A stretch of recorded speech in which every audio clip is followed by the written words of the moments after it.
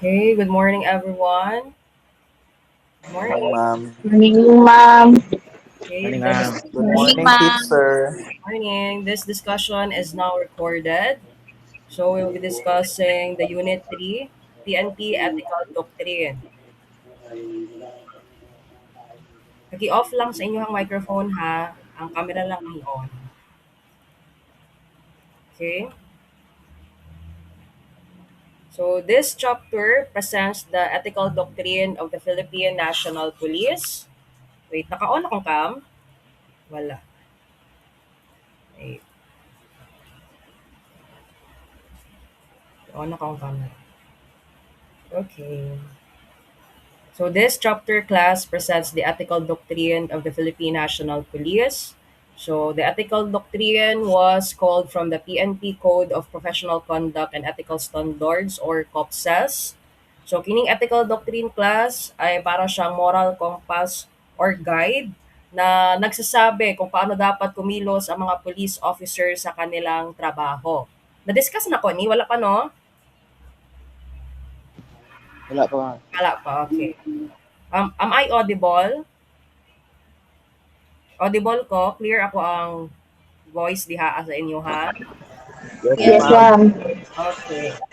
So itong ethical doctrine class, hindi lang siya basta rules, ito ay values-based, meaning nakafocus ito sa integrity, sa honesty, and dedication ng mga police officer sa kanilang serbisyo, no? So at the ethical doctrine was called from the PNP Code of Professional Conduct and Ethical Standards or COPSES. So may mga additional principles, mga guidelines at mga sanctions na dinadagdag para mas maging klaro class kung ano ang tama at kung ano yung mali sa kanilang trabaho.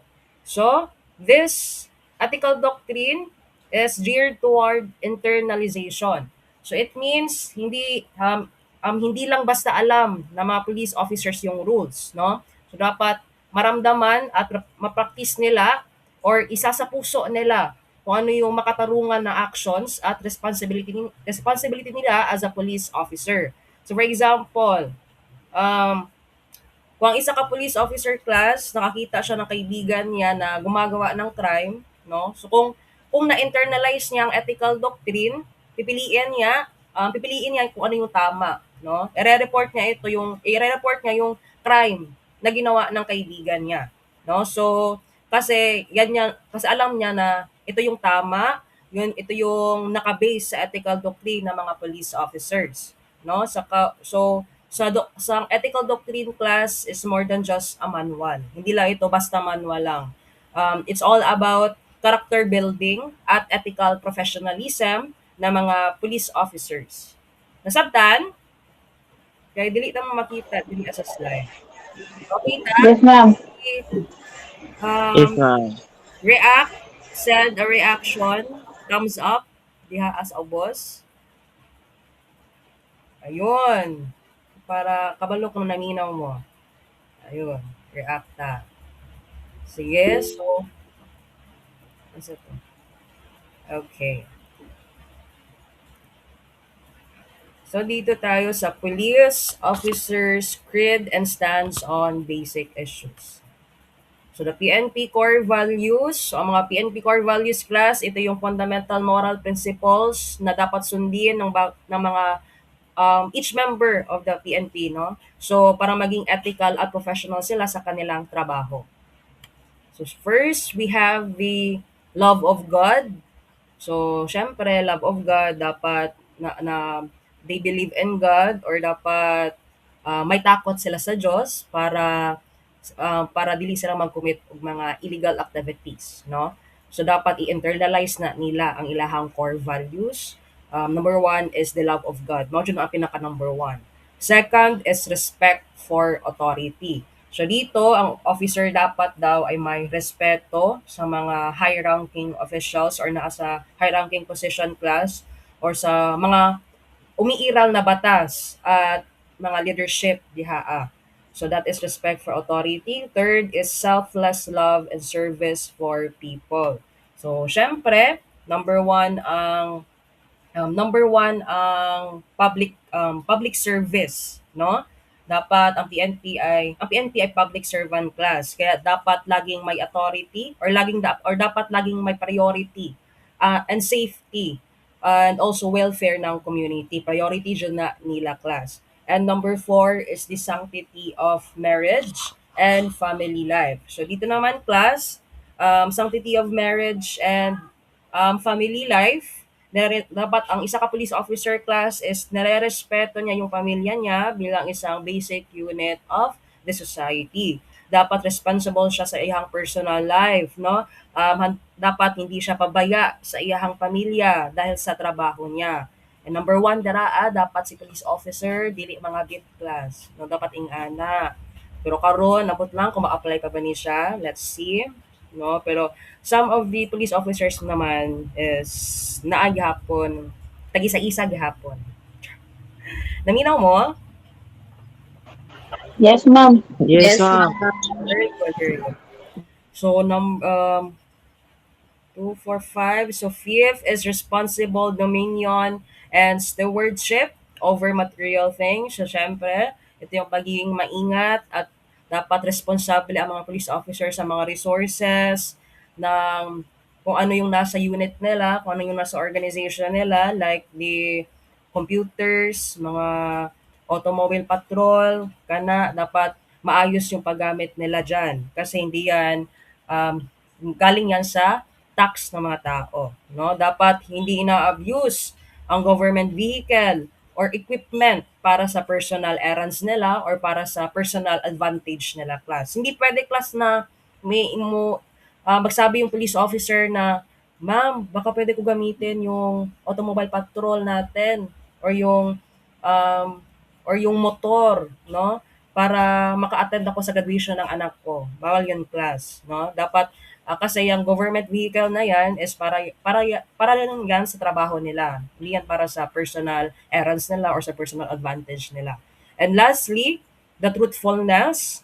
Dapat ang mga police officer class, dapat lagi silang tapat at honest sa lahat ng bagay, especially sa reports, no? And yung pag-testify nila sa korte. No, dapat dili sila pwede mamakak kasi nga kakasulong sila ng perjury. No, for example, kung may nagawa siyang error sa police officer, dapat aaminin niya at hanapan niya ng solusyon, hindi niya tatakbuhan.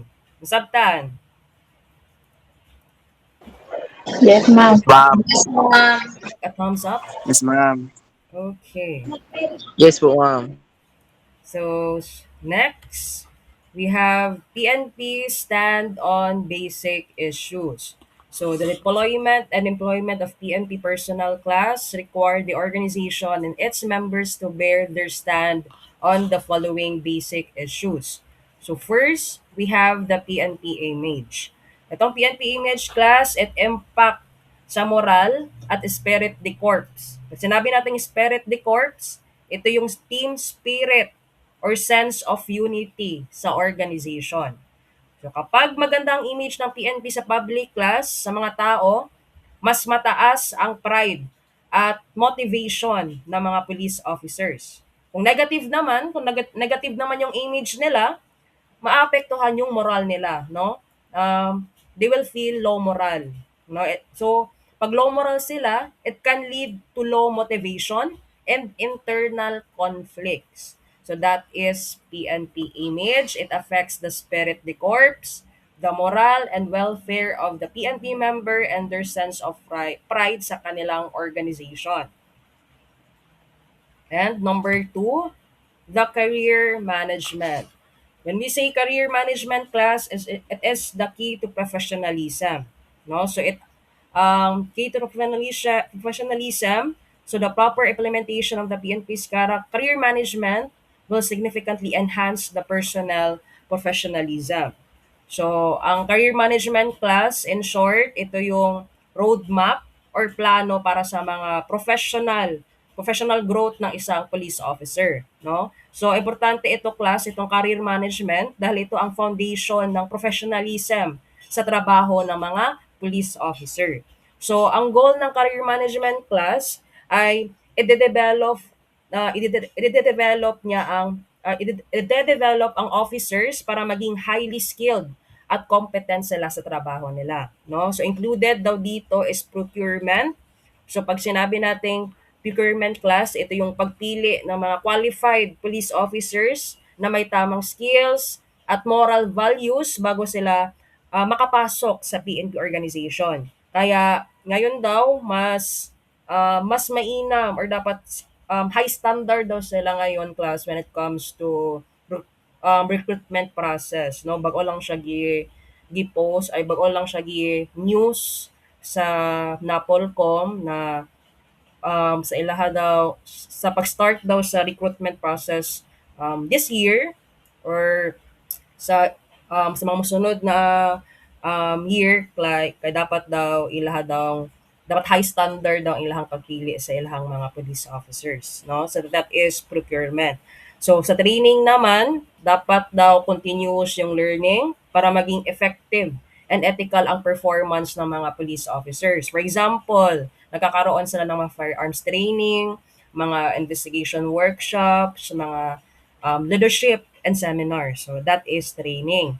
And pag sinabi naman nating promotion, ito yung dapat fair, no? Dapat fair yung promotion at dapat nakabase sa merit yung pag-promote sa mga police officers para masigurado class na ang mga nag-e-excel na mga police officer ay nagbibigyan ng recognition at responsibilidad. So dapat daw hindi pwedeng kung sino yung kakapasok pa lang sa trabaho, no, PO1 pa lang siya, then mga pila ka months kay ma-promote dayon. So hindi dapat di daw yon, hindi daw pwede yon. Dapat fair yung pag-promote, no? Dapat ang promotion is nakabase sa merit. And then second is assignment. So syempre, if may tamang assignment naman, syempre ang mga police officers class ay nasa posisyon na swak sa skills nila, no? So at capability nila. So kung dira ka gibutang nga assignment, ay so nakadepende sa skills and capabilities mo yung assignment mo.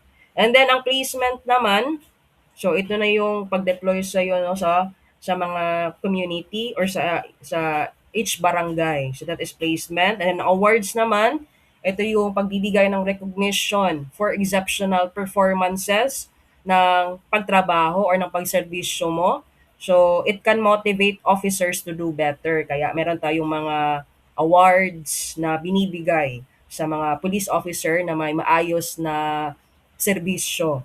And then ang retirement naman, syempre ito yung proper planning because proper planning ensures that officers retire with dignity, no? At nare-recognize ang contribution nila sa organization. Kaya nagkakaroon ng ceremony pag may mga police officer na nare-retire at nabibigyan din sila ng oras or panahon para um, para makahayag sila or makabigay sila ng speech, no? Kung ano ba yung mga na-contribute nila sa organization, kung ano ba yung mga na-gain nila na mga skills, mga na-learn nila habang nasa duty sila. So that is career management. Kaya class, career management is very important, no? Kasi ang maayos na career management it can be resulted to professionalism, no? Pag naay career management, it can result to professionalism,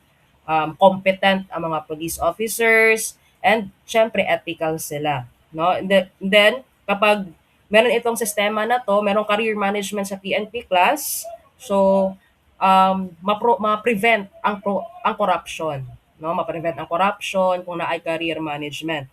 And ma-prevent din ang mismanagement. So organized so through career management organized yung PNP, no? And then through career management then nagkakaroon ng better service sa public kahit dahil well-trained ang mga police officers kasi nga na enhance na nila yung skills nila through career management and motivated din sila magtrabaho. So, for example, if si Officer A class, he undergoes proper training at na-promote siya based sa merits, no? Na-promote siya based sa merits dahil nakitaan siya na na-enhance talaga siya sa trabaho niya, no? Marami siyang achievement. sa operations, sa investigations. Kaya na-promote siya. Kaya, yung promotion na yan, class, it it lead to high moral, no? Nagkakaroon ng motivation si police officer na gawin pa ng mas maayos ng trabaho niya. So, si Officer B naman, despite being hardworking class, wala siyang structured na career plan. No, hindi niya alam kung ano ba yung sunod na gagawin niya. No, wala siyang structured career plan. Kaya he might feel demotivated and less effective siya sa pagtatrabaho niya, or less effective siya sa pagsaservisyo niya. So that is why career management is very important. Nasabtan. Asa man to sila? Okay. Wait lang. Asa makita ang... So, 15 takabuo. Okay. Continue ta. Third is police management leadership class.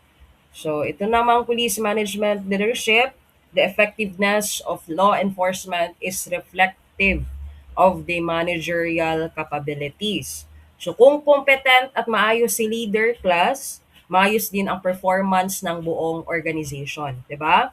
And then, kung mahina naman ang leadership ng PNP, syempre kahit magaling yung mga personnel mo, magkakaroon rin ng problem sa system. Kasi nga, hindi maayos yung pagka-handle ni leader sa organization niya. No? Mahina yung leadership niya. So for example, na ay duha ka police stations. Itong si Station A, ang leader dyan is organized, fair, and supportive siya sa mga members niya. And then, it can be resulted that the officers can work efficiently. No? Yung mga team members niya, they can work efficiently and the community trusts them. Kasi nga, maayos yung pagka-handle ni leader sa police station niya at sa mga team members niya. And then, on the other hand, si Station B naman, yung sa kabilang police station naman class, ang leader nila doon is bias and disorganized. So, ano nung mangyayari dyan? Yun na, manawag ko. So, anong mangyayari, class? If the leader is biased and disorganized sa isa ka police station. Manawag ko diri ha. Okay. Retardo. Okay, Retardo. What do you think will happen if the leader is biased and disorganized? Retardo, Ma'am. what do you think will happen if the leader is biased and disorganized? Anong mangyayari? Ano ma'am kaning dili murag dili siya ano ma'am kanang murag dili fair sa uban ma'am kanang murag discourage ang uban ma'am nana. Ma-discourage sila ng trabaho. Yes ma'am. And then, after that, mga officers din is makukonfuse sila, no? And then, maraming complaints ang mangyayari. Kasi nga, yung leader nila is disorganized and then biased pa. Okay, thank you, Ricardo.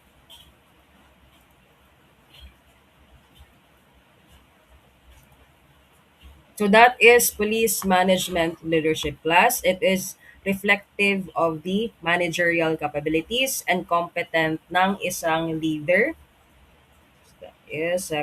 Fourth is the equality in the service. Ang equality in the service naman, class, it means na sa police organization, lahat ng personnel ay dapat may fair chance na i-prove ang kanilang skills, i-prove ang kanilang competence at worth sa serbisyo nila, no? Hindi dapat based sa favoritism, palakasan system, sa personal connections. So dapat ang basehan dyan ay performance, yung competence, and dedication ng police officer sa iyahang trabaho. no? So, pag sinabi natin judicious class, judicious means having or showing really good judgment, no? It's about the ability to make decisions that are sensible and practical. So that is the meaning of judicious. So here, there shall be judicious distribution daw. So it means ang pagbibigay ng opportunities like seminars, training, promotion, assignments, class ay dapat pinag-iisipan talaga at dapat fair, no? Dapat pantay-pantay, hindi random or bias lang. Di porket meron si Tito sa loob ng um, sa loob ng organization is napopromote na siya, no? Siya ang mapromote. Mas naunahan pa niya yung um, dugay na nagserbisyo sa organization. No, mas nauna pa na promote yung kakapasok pa lang. So that is unfair, no? And then second, dapat equitable distribution. So dapat ibibigay ang opportunity class na bagay sa capability ng bawat police officer para maipakita nila ang kanilang best performance. So that is equitable distribution. So for example, si Officer A. Si Officer A class, wala siya'y backer pero wala siya'y backer pero masipag siya at matalino. No? Matalino siya, masipag, magaling siya sa trabaho. And then si Officer B naman, si Officer Bravo, may connection siya sa sulod, no? May connection siya sa PNP, pero average lang yung performance niya. So, dapat meron talagang equality, no? Dapat pantay-pantay talaga class. So sa system na may equality in the service, si Officer A dapat ang ma-promote dahil sa merit, no? Dahil sa qualities niya, dahil sa um tama nito? Dahil sa skills niya, dahil sa capabilities niya, dahil sa eligibility niya, no? So, dapat si Officer A ang ma-promote, hindi si Officer D. If there is equality in the service. So, dapat sundon jud ni sa PNP organization. No, dapat naa pa ni siya. Okay? Naga-follow mo? Hello? Okay lang? Oh, thumbs up. Where's the thumbs up? Ayun. Danyoso, si Tabuan, Rasay, Danyoso James, Tario. Okay, very good. Nakapamudiha ah. Okay naman. Okay, number 5. Kasi napa-sounds. May napa-sounds? Wala. Okay. So number 5. Pwede mo ito muna. Ayan. There we go. Okay. Number 5 is delicadeza class. So, itong delicadeza class, it is a Filipino cultural value na it refers to a sense of shame, respect, no, propriety, and proper decorum when you are dealing with other people.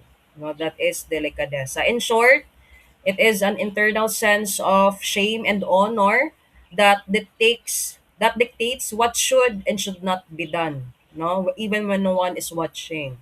Yung mga actions mo na ano dapat yung gagawin mo, no, kahit walang ibang tao ang nakatingin. No, that is delicadeza class. And in the context of the Philippine National Police class, pag sinabi daw nating delicadeza, ito yung moral courage to sacrifice. Ayan, moral courage to sacrifice. Nakita yung pag-trace, pag-highlight? Nakitaan? Visible? Yes, ma'am. Sabi nating delicadeza, it is the moral courage to sacrifice self-interest. So, para siyang moral self-discipline ng police officer para mapanatili ang honor, ang dignity, and integrity ng organization. So, when we say moral courage to sacrifice self-interest class, it means kahit may personal benefit or advantage si kay police officer, pipilian niya pa rin yung tama. pipiliin niya pa rin yung tamang actions. So that is delikadesa. So you choose integrity over personal gain. That is delikadesa. For example, naa kay chance na mudawat o dako nga kwarta or bribery or ano nang bribe ka. Pero tumanggi ka, no? Kahit na kailangan mo ng pera class, tumanggi ka. Kahit gusto mo ng yumaman, tumanggi ka kasi nga for you that is bribery, that is immoral, no? So that is an example of delikadesa. Or di kaya may case na involve ang relative nimo, no? So and then si police officer na naay delikadesa class, siya na mismo ang mo step back sa kaso para walang bias na mahitabo. No, that is delikadesa. Nasabtan, moral courage to sacrifice self-interest. Delikadesa. Okay, next. Verse 6 is police lifestyle. So when we say police lifestyle class, it refers to the way of a police officer, no, not only while on duty, but also in their professional life, no, or their personal life, I mean. Wait, erase ko lang. Okay. When we say police lifestyle class, it is a way of a police officer not only while on duty but also in their personal life, no? So according to the principles of the police lifestyle class, ang dapat daw lahat na or bawat members ng police officers, dapat ang lifestyle nila ay credible, respectable, dapat simple lang at dignified sa paningin ng ibang tao or sa paningin ng community. So dapat may credible lifestyle si police officer. Dapat yung lifestyle niya is in accordance to the income and position, no? Kung ang officer ay may mamahaling properties or mga luxury items na yan na hindi naman kayang i-explain sa kanyang position or sa kanyang salary, for example, PO1 pa lang siya, no?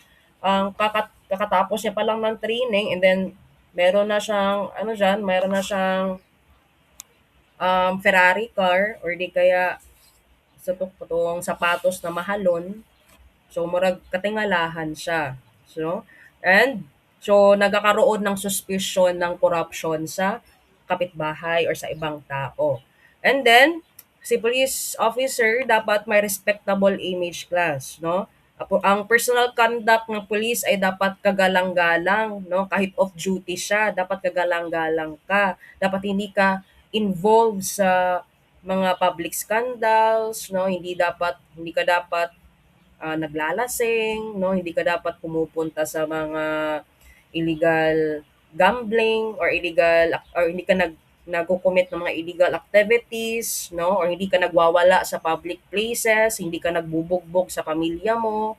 Yan, no? Dapat respectable yung image mo as a police officer. So police lifestyle class, it is very important. It matters when you are a public officer or you are a police officer because police officer are public figures, no? They are public figures. Kaya dapat role model ka sa community, no? Kahit hindi ka naka-uniform, dala mo pa rin yung image ng organization. Masabtan?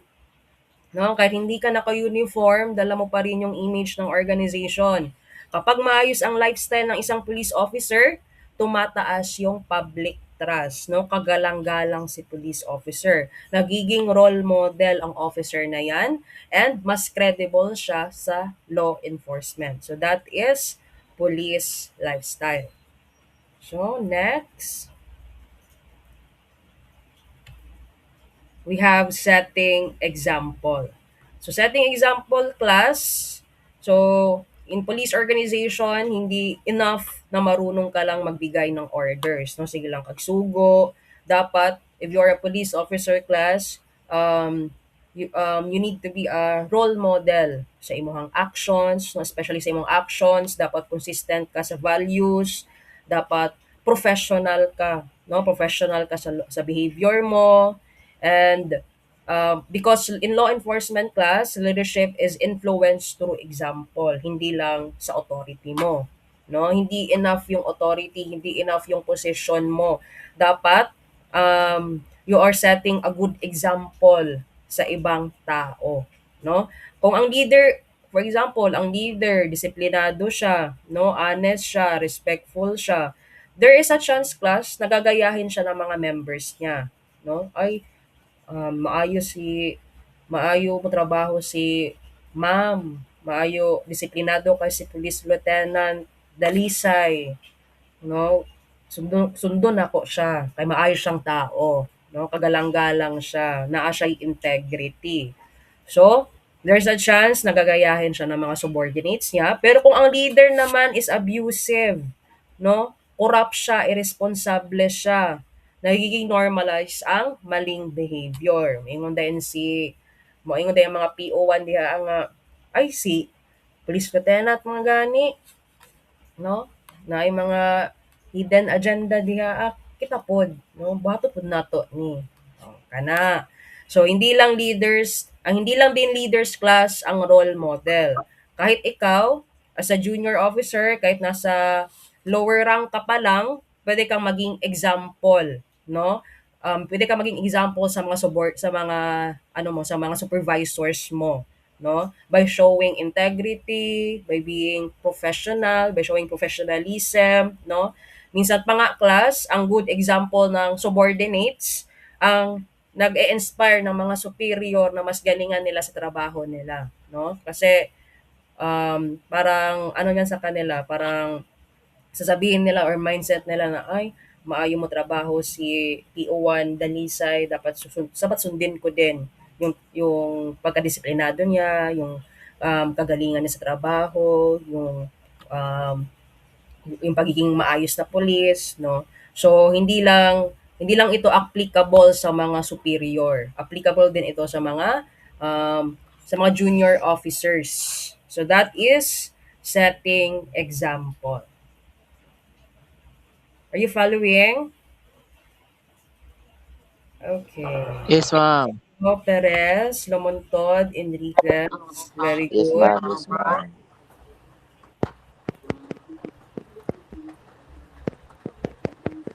Next, we have the professional conduct and ethical standards.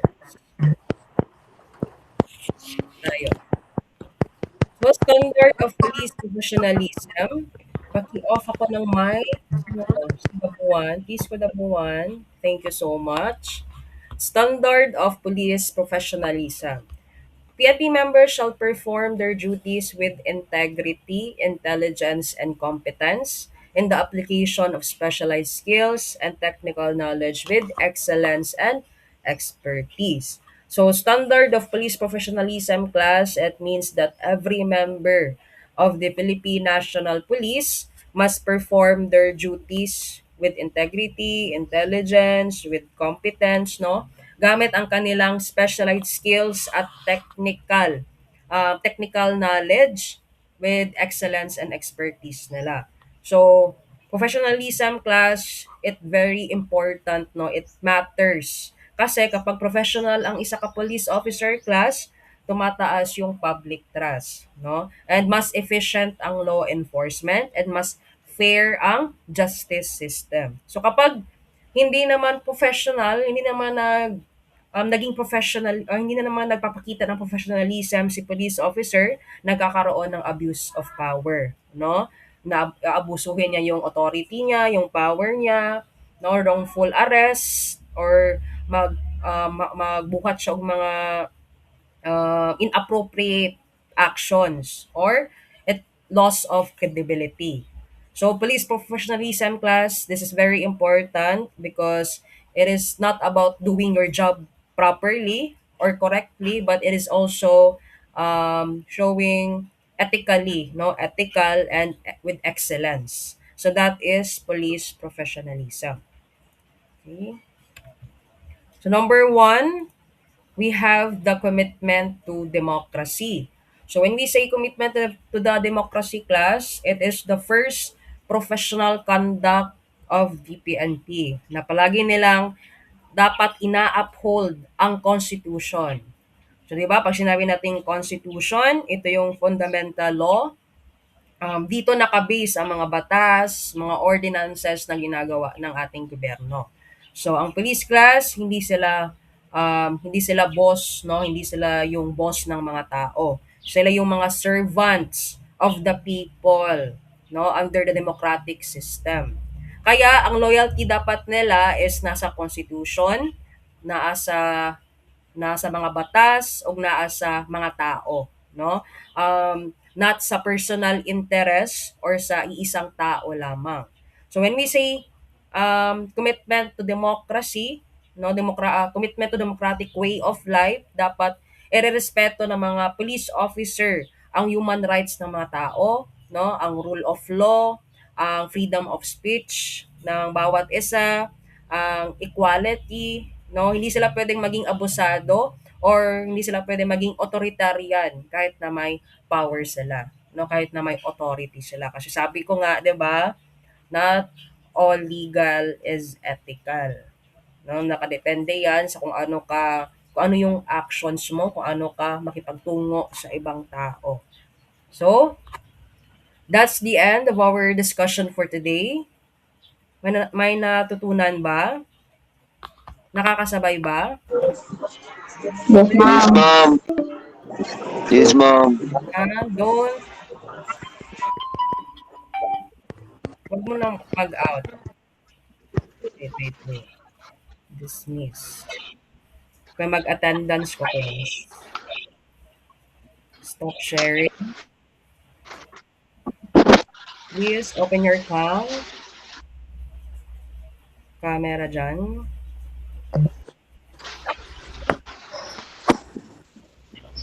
Okay. Open your camera for attendance.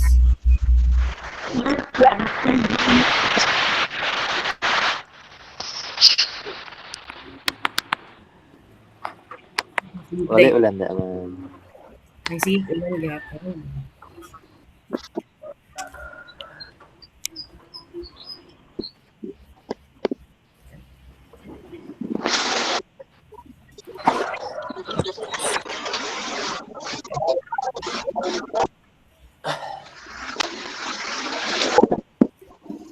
Please monitor nyo ang iha.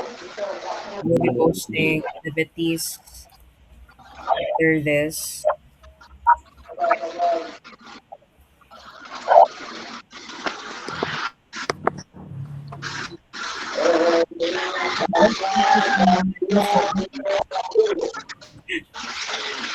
Napisa mo yung microphone.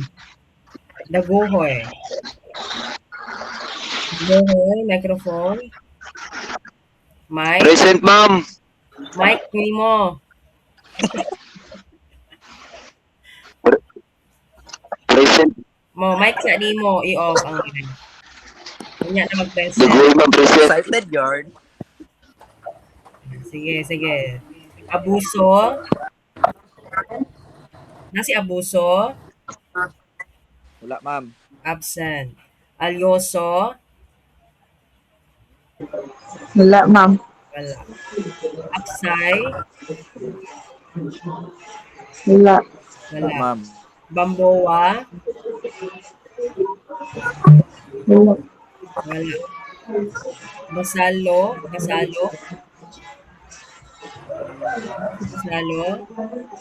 Wala. Katsyo. Nasi Katsyo. Present. Present, ma'am. Yun, si Katsyo. Kadayaw. Wala. Wala, ma'am. Okay, Kalustre. Kanyada. Wala si Kanyada. Lingon mo ha, kaya dili na ko makita sa kilid na attendance ay na join. Buang garong. Castañares. Wala. Wala, ma'am. Wala. Puyos. Ato, doon. Hindi lang dagat. Nasi Wala. Wala. Ma'am, natulog ba to, ma'am? Natulog po, ma'am. Tulog pa siya.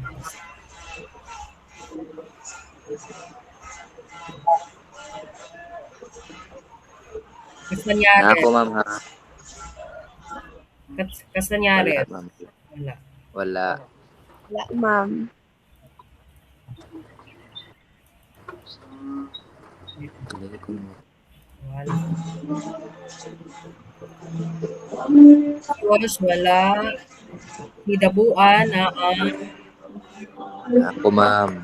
daguhoy. Daguhoy na Present, ma'am. danyoso. Yes, ma'am. Present. Danyoso na Tama. Mm-mm. Present, teacher. Parini, Present, ma'am. present. Josena, Wala, wala, ma'am. wala si Josena. Lurito, Doloritos absent. Mugho, Wala, ma'am. Enriquez, Present, ma'am. where is Enriquez? Around. Naa, ma'am. Naa. Francisco, Wala, ma'am. Nagkaampag lugaw, ma'am.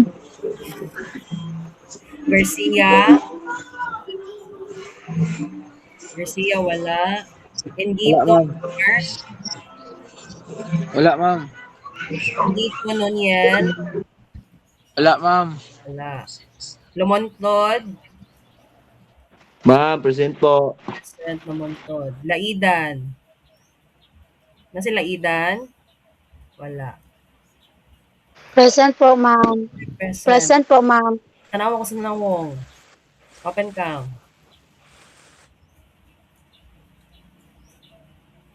Laidan? Ito ara. Ayun. Yes po, ma'am. Hina internet. Mahilo, mahumot. Present, ma'am. Wala si Present. mamot, ma'am. Mahilom. No. Present, ma'am. Ay, mahilom. Mises, is mahilom. Si mamot, kuya. Natulog ko to, ma'am. Kusugin ko lang sila, ma'am. Malabar. Alam niyo, ito Kadel, ma'am. Malabor, wala. Wala, ma'am. Laod. Ngelaod. Absent. Palera. Absent. Sulod na tayo sa pikas ko, ano. Peres na Present, ma'am. Palera, ma'am. Palera na